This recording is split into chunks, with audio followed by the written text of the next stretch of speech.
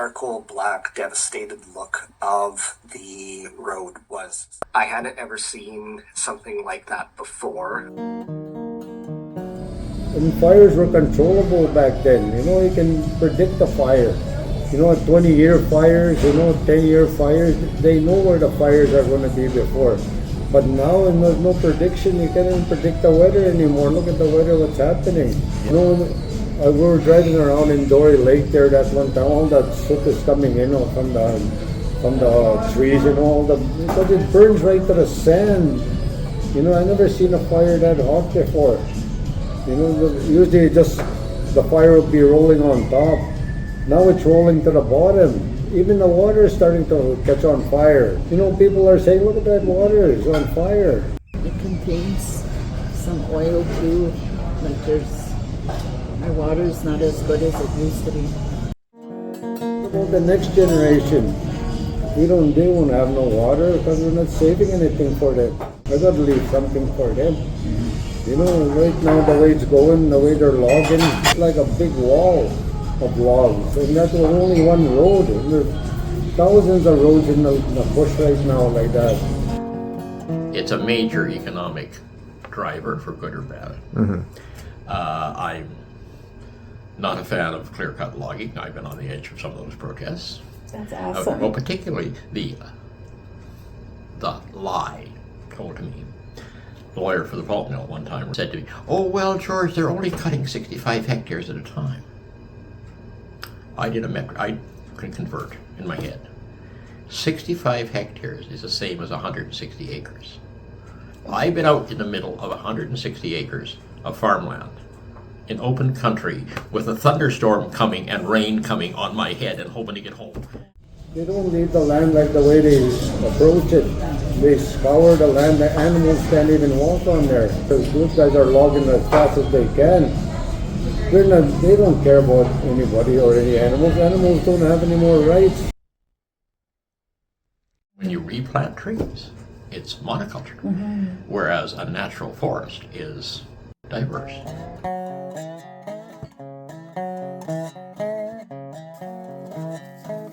My personal belief is in creating relationships with the land. People have to be on it. I believe that everybody should have a connection to the forest.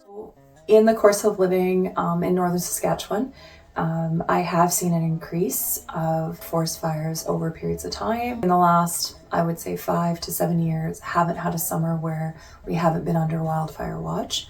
Is this nature's course? Is it every 100 years that we're going through where, a rebirth? I think when we start to talk about the effects, they're occurring at a rapid pace, they're increasing, and the people who are most apt to be affected are people in different socioeconomic places in their lives. We are still dealing with finances from 2018. We had been evacuated in 2018, but we've since been evacuated 2 to 3 times. There have been times where I've moved my children just based on that air quality, even though we weren't in the range. We were still affected. Saskatchewan and other areas were still affected. A whole landmass areas were affected by the air quality of smoke from the wildfires.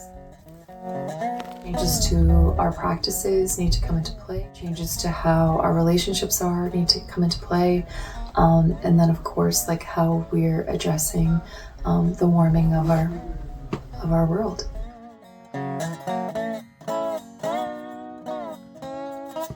I think of the boreal forest, I think about the connection to the land that my family and I have here.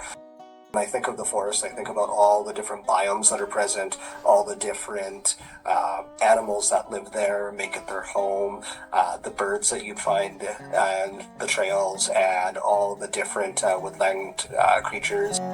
2015, we were also evacuated from La Ronge, where there was a fire that was threatening the community at the time. Just recently, June 2nd of 2025, there was a fire that was threatening the community. It does seem to be a cycle. I know lots of research says that fire is a rejuvenating factor in the boreal forest. Heat will activate different seeds that will grow after it cracks like acorns and other things, and it will renew the forest and clear underbrush. So it's interesting seeing that cycle continue. But in terms of the severity of the wildfires, on June 2nd, when we were evacuated, my family and I, and we left knowing what it looked like before, and then coming back up afterwards was really difficult. The charcoal black devastated look of the road was bleak, but very quickly after, you saw green and other pieces of nature pushing itself back through after you wouldn't expect it. And how fascinating the cycle that is. See the land recovering. As an educator, I think there needs to be more awareness and education programming that whether they're rural kids, whether they're urban kids, I think all kids deserve to know the effects that certain stages of development are having on parts of our land, certain practices in agriculture, practices in our mining and our other industry. Yeah, we have to protect what we have, as one.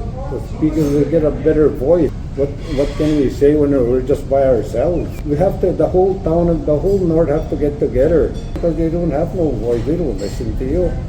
The big companies or the big dollars is shut you up. They come in and they take all the resources. We have to sit together with them.